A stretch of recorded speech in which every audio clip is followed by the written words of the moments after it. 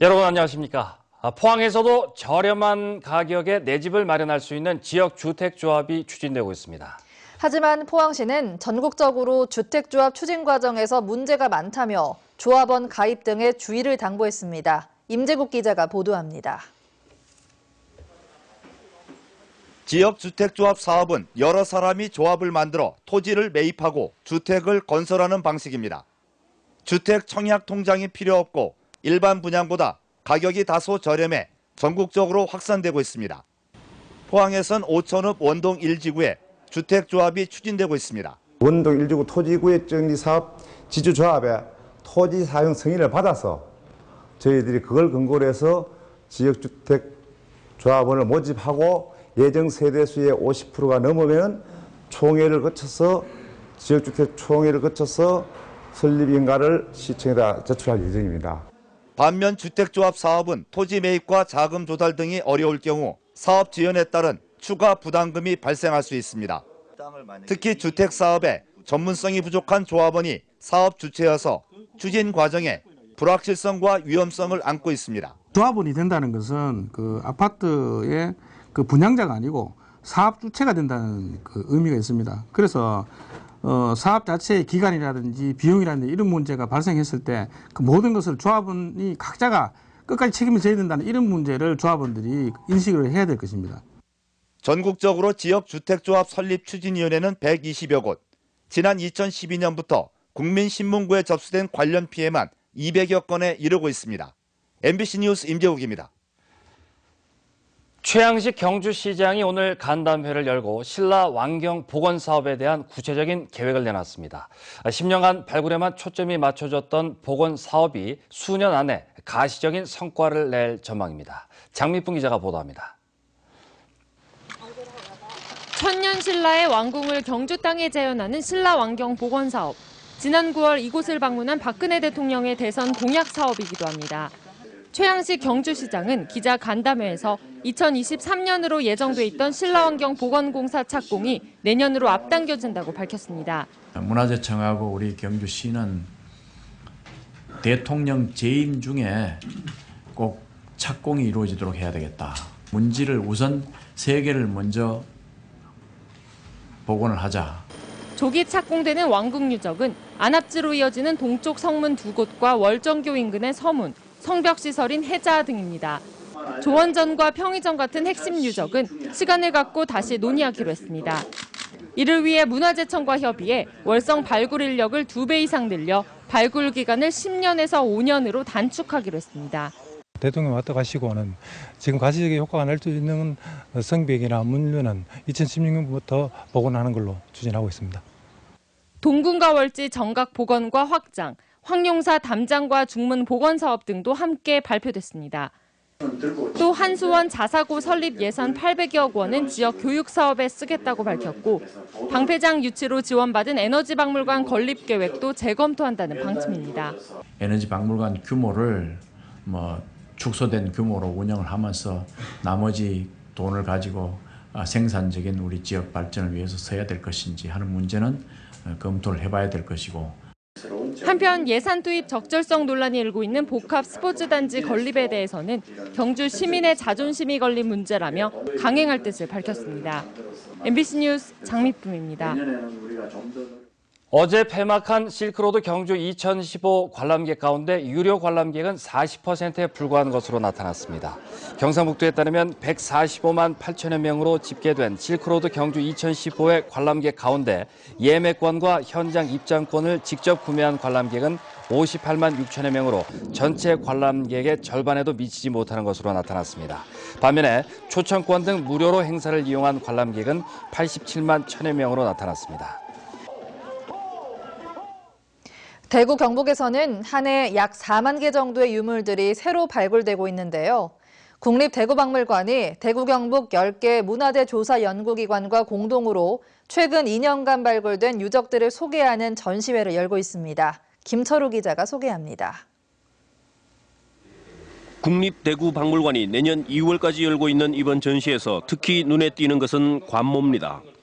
김유신 장군의 고택으로 알려진 제매정 유적에서 출토된 신라 인물상입니다.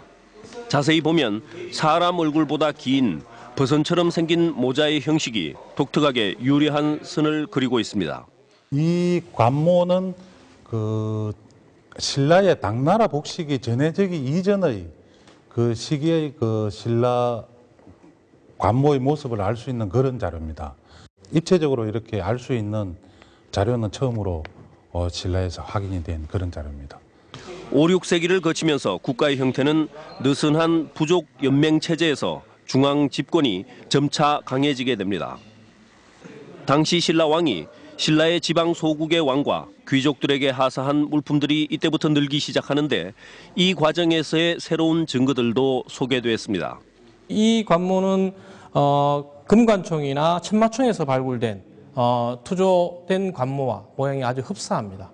그래서 신라의 영향을 이제 직접적으로 받아들였다는 것을 알 수 있는 자료가 될 것 같습니다. 고조선 시대 대구 경북의 문물 교류에서부터 삼한시대, 삼국시대를 거치면서 이어지는 유물과 기록들은 고대 우리 지역에 살던 조상들의 생활상과 그 속에 깃든 지혜를 생생하게 전해주고 있습니다. MBC 뉴스 김철우입니다.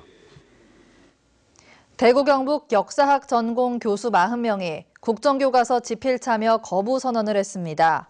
경북대학교 사학과 교수 전원인 9명을 포함해 영남대와 계명대, 대구대 등 역사학 전공 교수 40명은 오늘 역사교과서 국정화는 헌법 정신에 어긋나고 역사의 비극을 되풀이하는 것이라며 국정화 집필 참여 거부를 선언했습니다. 중고등학교에서 역사를 가르치는 대구 역사 교사 모임은 지난주부터 국정화 반대 1인 시위에 나서는 등 역사 교과서 국정화 반대 움직임이 지역에서도 커지고 있습니다.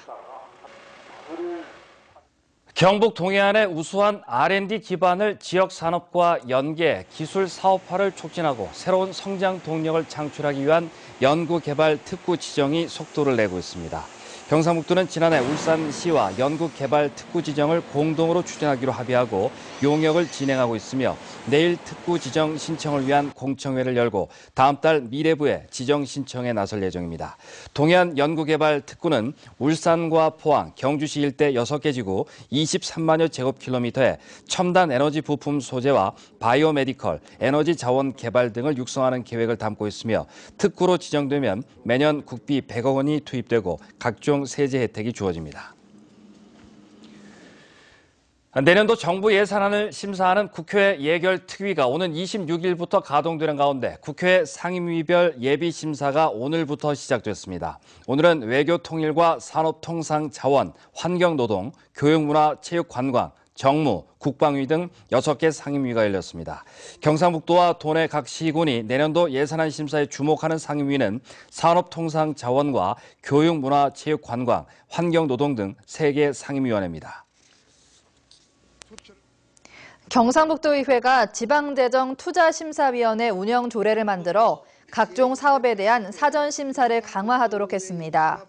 경상북도의 재정투자 사업에 대한 심사는 그동안 집행부에서 심사위원회를 구성, 운영했으나 이제는 조례에 따라 위원회 구성의 공정성을 높이고 심사 결과도 기존과 달리 의회 상임위에 제출하도록 해 의회에서 한 번 더 검토합니다.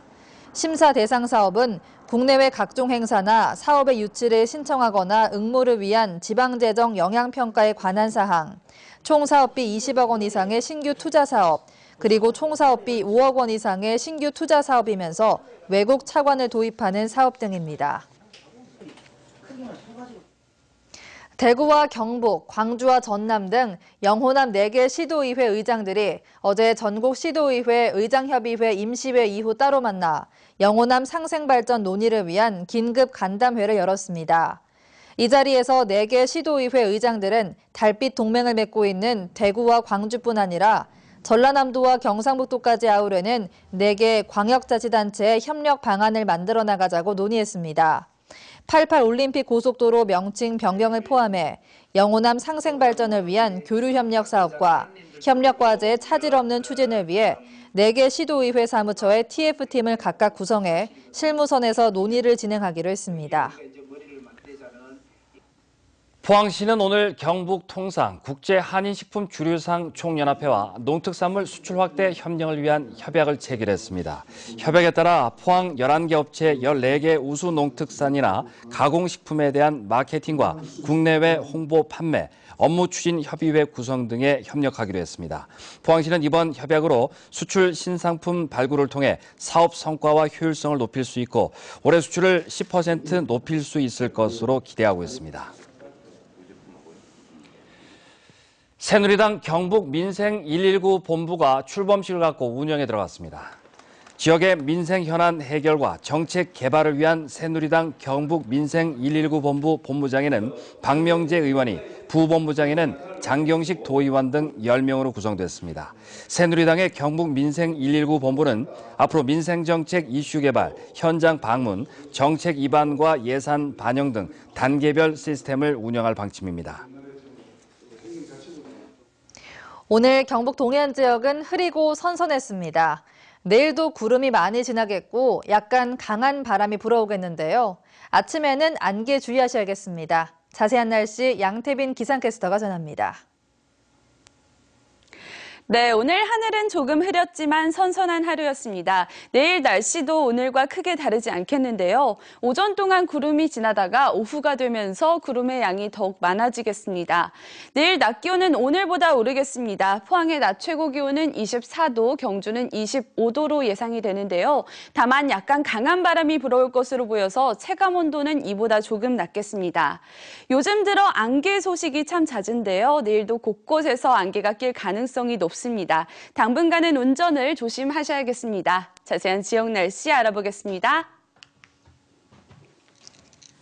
내일 경북 동해안 지역은 구름이 다소 지나겠습니다. 아침 기온은 울진과 영덕 13도, 경주 9도로 시작하겠고 낮 최고 기온은 경주 25도가 되겠습니다. 울릉도와 독도도 구름 지나는 가운데 바람이 다소 불겠습니다. 아침 기온은 울릉도 16도, 독도 18도, 낮 최고 기온은 울릉도 19도, 독도 20도가 되겠습니다. 동해상 대체로 하늘에 구름 많은 가운데 동해 중부 앞바다는 맑은 하늘 보이겠습니다. 파도는 최대 2.5m로 일겠습니다. 이번 주는 대체로 하늘에 구름이 많이 지나겠습니다. 낮 기온은 점차 조금씩 내려가겠고요. 아침 공기는 쌀쌀하겠습니다. 날씨였습니다. 오늘 오전 8시쯤 포항시 북구 우현동 도로에서 32살 전모 씨가 몰던 레미콘 차량이 주유소 외벽을 들이받았습니다. 이 사고로 운전자 전 씨가 다리를 다쳐 병원에서 치료를 받고 있습니다. 경찰은 도로를 달리던 레미콘 차량이 브레이크 고장으로 외벽을 들이받은 것으로 보고 정확한 사고 경위를 조사하고 있습니다. 경상북도는 출산 장려 문화를 확산시키기 위해 경북 출산 육아 지원 협의회를 출범시켰습니다.